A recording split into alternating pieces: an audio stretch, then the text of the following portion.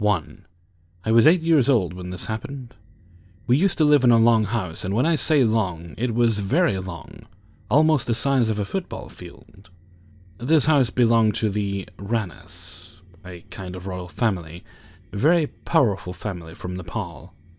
My great-great-grandfather bought the house from one of the Ranas, so undoubtedly the house was very old. Since the house was very long and our family not so big, my parents decided to demolish half of the house and sell it, while we lived in the other half. So the people used to come and take down half the house every day. I am from Nepal, and heavy trucks were not allowed in the city during the day, so the trucks to carry bricks and other demolished parts used to come late at night. It was like any other day. I ate my dinner, watched some TV, and was getting ready for bed. The trucks came as usual and were being loaded. Suddenly we heard one of the guys outside scream, followed by 3 or 4 thuds. The thuds sounded like something being thrown from high up.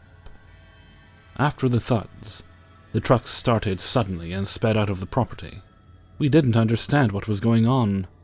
They left without even closing the main entrance gate. My father was angry they didn't do their jobs and left. He tried calling the contractor who had sent those men to work, but since it was almost 10:30 to 11ish, they didn't pick up the phone. After that, he took me outside with him to close the main gate. After that, we came back in and slept. The next day I went to school as usual, and when I came back I asked my mom if she knew what happened last night. She hesitated, and told me that one of the guys hit their head while working, got injured, and they left. All went back to normal after that. It was many years later when I found out what exactly happened. One day we were talking about our old house and how we should have renovated the old house instead of selling half of it, when my mom asked me if I remembered the night one of the men got injured. I said I remembered, when she told me that the man was not injured. When Dad and her asked the co-workers the next morning about the night before, they said that when they were carrying the bricks down to the truck, one of the workers saw a figure, a pale white figure of a woman with a broom in her hand, sweeping the floor of the half-demolished house. When the man saw the woman, he screamed, and hearing that scream, the figure turned towards him and seemed to come towards him. While this was happening, the other man who was working with him said he saw some kind of white apparition going towards the other man. The apparition, according to them, vanished just before reaching the man. Seeing this, they threw the basket where they collected the bricks, called doko in Nepali, in the truck, and they themselves jumped onto the truck since they were in the first floor, and told the driver to go. We still live in the other half of the house. We have built a new house in place of the old one. The part which we had sold has a new house as well. And now, when I know the real story of what happened that night, I get scared to look in that direction of the house, in the fear of seeing that woman myself. Sometimes I see that woman in my dreams. She is tall and extremely beautiful, but her feet, they are opposite. Heels in place of toes and toes in place of heels. These type of women are urban legends in Nepal called Kichkanya. I don't know if the woman the men saw was a Kichkanya or if it was just me overthinking and overanalyzing stuff. Kichkanya are ghosts of women who usually die young. They are of no threat to girls but hunt men down. They entice men with their beauty, and if a man falls in love with a Kichkanya, then he is sure to die within a few months, as it is said the Kichkanyas devour their soul, little by little, until they die. So every night I get paranoid if there's a Kichkanya next door. 2. Some background. My family is mostly spiritist, Kardic, and while some relatives and non-relatives said it might be a spirit trying to contact me, it never did. Other than this, nothing outside the normal happened to me. As you might imagine, I'm the only one in my family which has no ghost stories to tell or anything. Go figure. These dreams happened during the course of 3 weeks, around 2013 to 2014. The building these dreams took place in was where I used to study. The university later changed our building to a newly constructed one, and was quite old. Even before this building was part of a wing of a hospital which still exists and now owns the property. They're using it for storage now. So it had long corridors, very creepy to walk through if you arrived earlier than the staff. Structurally, the building was fine. Aesthetically, no. There were small but noticeable spots in the walls where the paint was cracking and falling off. Some small holes in the ceiling, which I later discovered were from rats that walked around the empty space between the lining and the ground of the floor above. Overall, you could see the building was some good decades old. It even had an underground tunnel that led to the morgue, which was behind the building, not used by elitists and such, but the path itself was blocked with a lot of random work stuff like chairs, tables, lockers, etc. The dreams all started with me standing in front of the building, already with a creepy feeling. I was the only creature in sight both in and out of the building, and the streets had some fog. Not the supernatural kind, just like an early morning fog. I walked somewhat cautiously towards the elevator on the ground floor. My classes were on the 3rd floor, and I'm extra lazy during the mornings. Everything is in the same place as in real life. Even the elevator did its jerks and twists as normal. It was a very old elevator and needed repairs like every 2 weeks. Sometimes it would stop at random floors or stop mid-floor or not respond at all.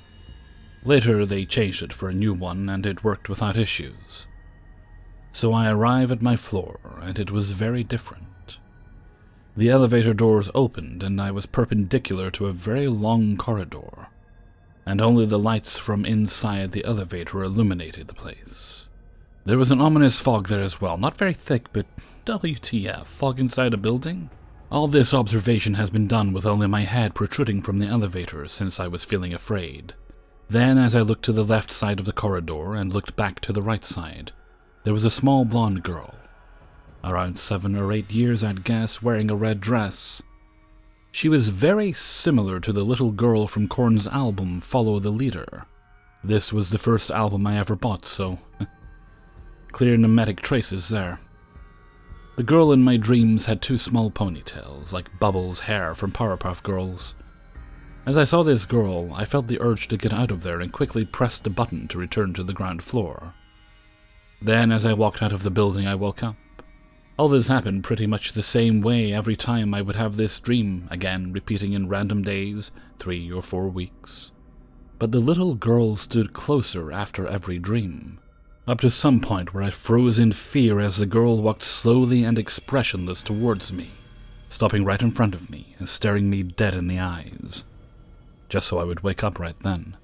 So during the last time I had this dream, it happened that as I was frantically pressing the elevator buttons to go to the ground floor and close door, the girl walked in, which I previously thought impossible. I kinda felt as if the elevator was a safe spot for me, and stood right in front of me, looking right into my eyes again. Suddenly, I was sitting on my bed, sweating and panting. Afterwards, I didn't notice anything outside the unusual with or around me. Those dreams never occurred again, or any other dreams that had a kind of follow-up. What do you guys think of it? 3. A little backstory for context. My wife and I live in a 2-story townhouse that we bought 3 years ago, in a quiet neighborhood of mostly elderly folks. The house was built in the 1980s, so it is dated but not very old. We have central air and gas heat. As with all houses, ours makes settling noises, creaks and pops as the temperature and humidity fluctuate, that kind of thing. Over 3 years of living in our townhouse, I am pretty familiar with its quirky noises. The sound that awakened my wife and me this morning was not such a noise.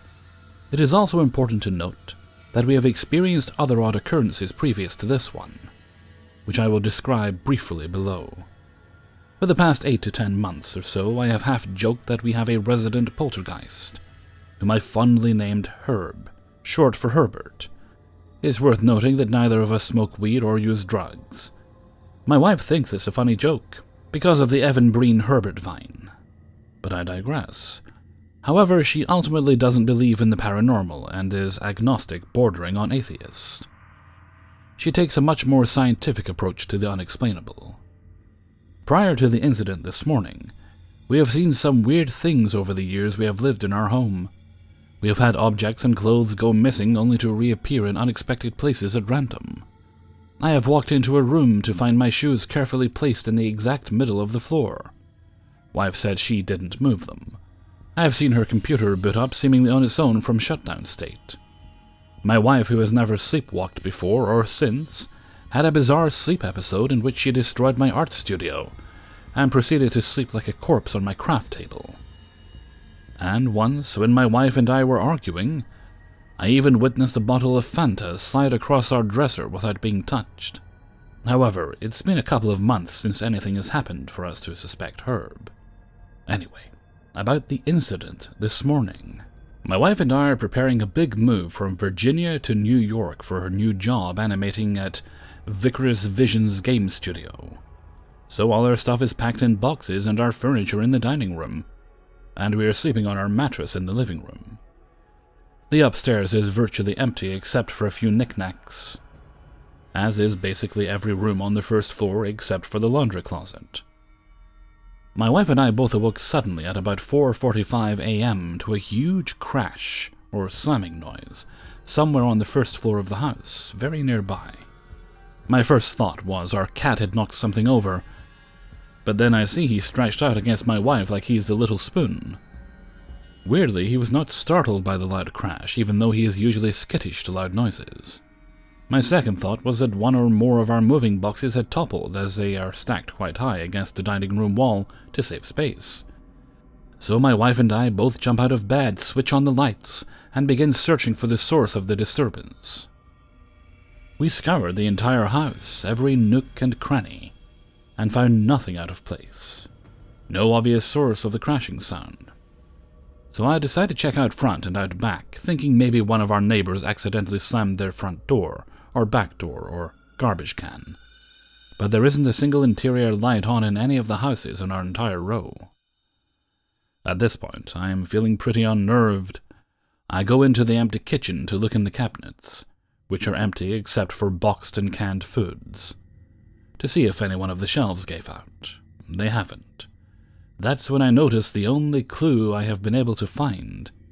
A bottle of agave nectar had been knocked over and was leaning against the side of the cabinet.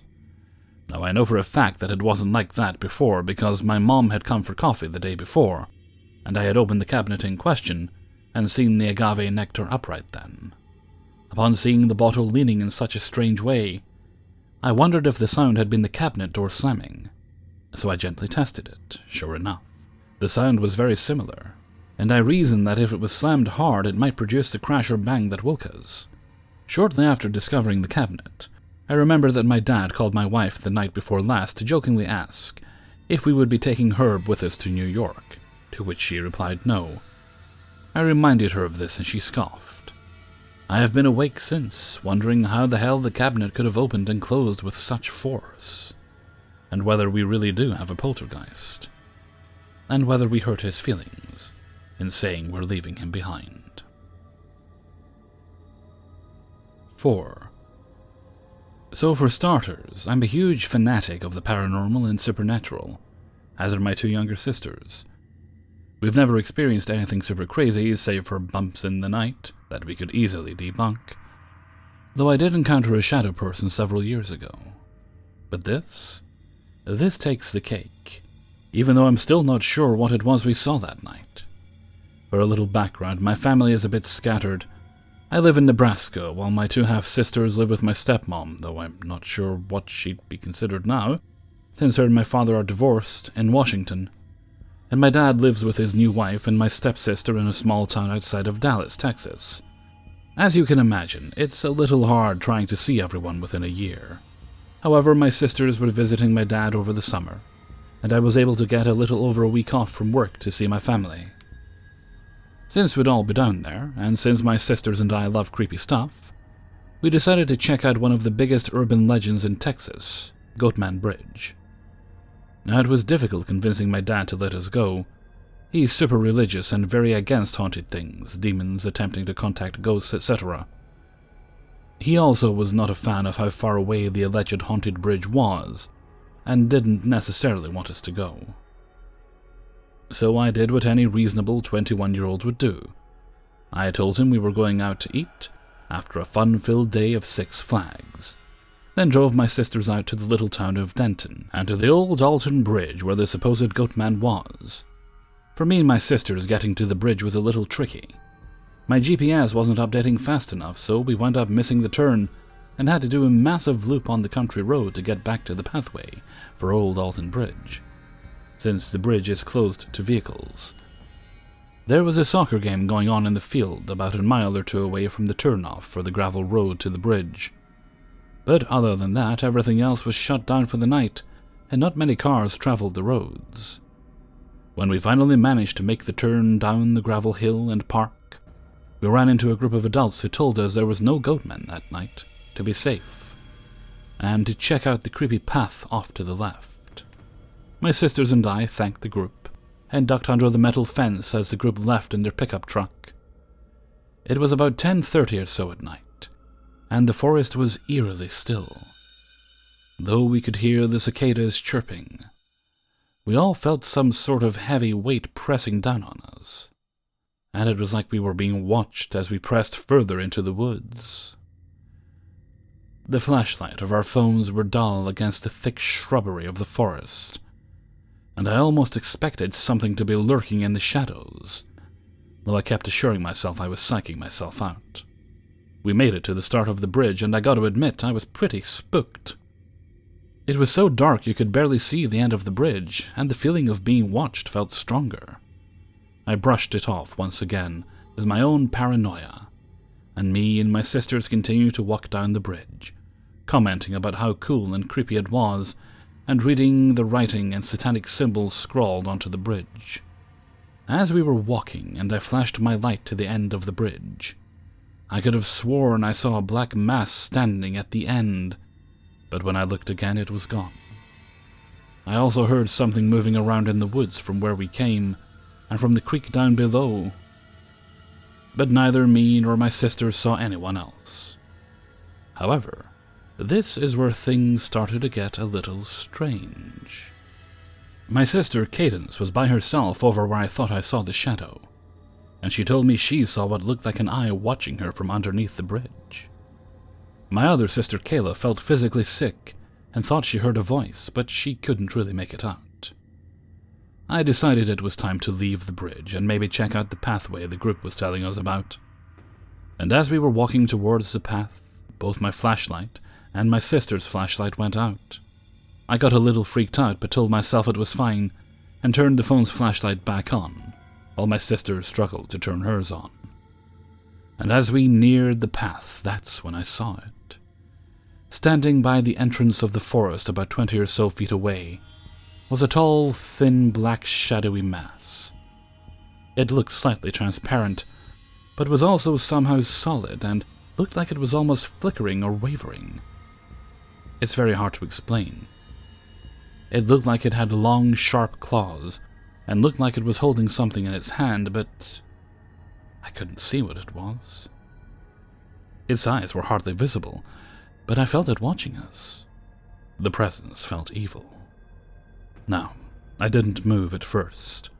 I thought my mind was playing tricks on me, so I took a step closer to see if I could make it out. But when I did, the thing moved, and the slight unease I felt went into complete panic mode. I don't think I ever screamed so loud before in my life. I told my sisters to run, and at first they thought I was joking, but when I kept screaming and told them to go back to the car, they realized I was being serious, and we all ran back to the car parked on the gravel road. I took one last look behind my shoulder and saw the shadow running towards us. But then it vanished. I turned my attention back to what was in front of me and slid under the metal bar and fence, unlocked the car, and tore out of the makeshift parking lot. I was shaking and crying and could hardly breathe. My body felt like it was on fire. As we approached the main road, we could make out two men dressed in white running to the forest where we came from. And I wondered if it was because they heard me screaming. The hour ride home was silent and my mind was racing to figure out what that thing was. I kept trying to find a logical explanation to what I saw, but I was grasping at straws, and I knew it. Part of me wanted to go back and figure out exactly what it was, and the other part wanted to stay as far away as possible, and just be content with not knowing. Either way, I was creeped out, and I genuinely feared for my safety and my sister's safety. I never expected to find anything on that bridge. I thought it was just a creepy urban legend made up by locals, and that there was nothing to be afraid of. But that night proved me wrong. and though I doubt what I saw was the Goat Man, I can't shake the feeling that there is something at Old Alton Bridge, and that it's something truly evil. 5. So I can say that in every house I've lived in, as far back as I remember, along with the houses I've visited, have had some paranormal activity and straight-up poltergeists. Out of the many, I'll be talking about the house I'm currently living in. I live in a big house in Indiana with my mom, my dad, an old small teacup dog, and 2 non-destructive cats. While I was staying at my Nana's house in Ohio, they decided that they would buy a second house, one up near Michigan. It would be a sweet little place on the lake. Now, this house was built in the 1940s. This one was one of the few houses that hasn't been built onto or rebuilt. We have owned this house for about 1.5 years. Just a side note. When my dad was putting in a new toilet, we found the original bathroom wallpaper from the 1940s behind it. Now let me start with my experiences here in order. Experience number 1. I kept hearing my name being whispered to me. Not much to say about it, but it would happen very rarely, and at the time of writing this, the last time I heard it was about 2 months ago. Experience number 2. I would wake up with strange cuts on my hand. I have debunked this, I think. I sleep on a bunk bed that only has the top bunk, and is very close to the ceiling. There's a nail that sticks out, that about reaches where my hand normally lays. It's the nail that my dad had forgotten to take out when taking down the paintings to build the bunk bed. Experience number 3, footsteps. In my room, I have a carpet. When stepping on the carpet, it sounds like you're stepping on cheap plastic carpet, which might actually totally be cheap carpet. I was laying in bed one morning at maybe 11 a.m. I heard my mom say earlier that she was going to take a shower, and I heard my dad was going to run to Maynard's for something. I heard my mom get into the shower and turn the water on, and I heard my dad open the door and start his car. My door was always shut. I turned over to face my wall, wanting to fall back to sleep, when I heard those plastic footsteps. I heard it come from my door, walk over to my dresser, then under my bunk. I stopped breathing for a few seconds in terror, as I was sure that no one had entered my room. I leaned up and looked over, and my door was shut. Then I leaned down to look under my bunk. No one. I have a very small room, so it's easy to scan the whole room. Experience number 4. Bang. This happened this morning. This experience is why I decided to post all of this. I was just fast asleep. I remember I had a pretty happy dream. I had awoken a little bit, but it wasn't enough for me to hear things or see things. But I remember rolling over to face my wall. Then I was awoken to this loud-ass bang. It was in my room, and it sounded like it was right in my ear. My heart skipped a few beats as I thought the support beams to my bunk had snapped and that I was going to fall through. I could have sworn my bed shook a bit, but it could have just been me shaking awake from the sound. It sounded like someone banged their hands on the railing to my bunk, or had ran and hit their head really hard on the railing. It was 10 a.m. or maybe 11 a.m. at the time, and my mom doesn't like me sleeping in, so I figured she found a new way to wake me up. My door stays open now since it was summer, and I needed to keep air moving through. I believe that I had fallen back asleep for about an hour, not knowing I did at the time. I crawled out of bed and climbed down, expecting to see my mom angry at me for sleeping so late. But when I got down, no one. I walked into the kitchen and peered around the corner to see my dad playing on his Xbox and my mom on her phone. I was thinking that my mom could have walked back to the living room after banging on my railing. But this is where it gets me. I had gotten up to heat some corn dogs up in the air fryer. It was storming, so I figured I'd lay in bed and watch some movies with some snacks. My mom was standing in the kitchen with me, and I had mentioned if she heard or had banged on my railing earlier this morning. She had said that she didn't even hear anything. She continued to ask what time I heard it, and I responded with either 10 a.m. or 11 a.m. She said she was in the shower at that time. My first thought was that she had dropped a bottle or something while in the shower, but I'm pretty sure dropping something could never make a noise that loud in the shower. Hey everybody, Hellfreezer here, and thank you very much for listening to 5 True Paranormal Stories, episode 150. And thank you very much to everybody who allowed me to use their stories in this video. And I'd also like to give a special shout out to Reddit user Buttquack for allowing me to use story number 3. That was the story of the poor little poltergeist who was very upset that the family was moving. So thank you kindly, Buttquack.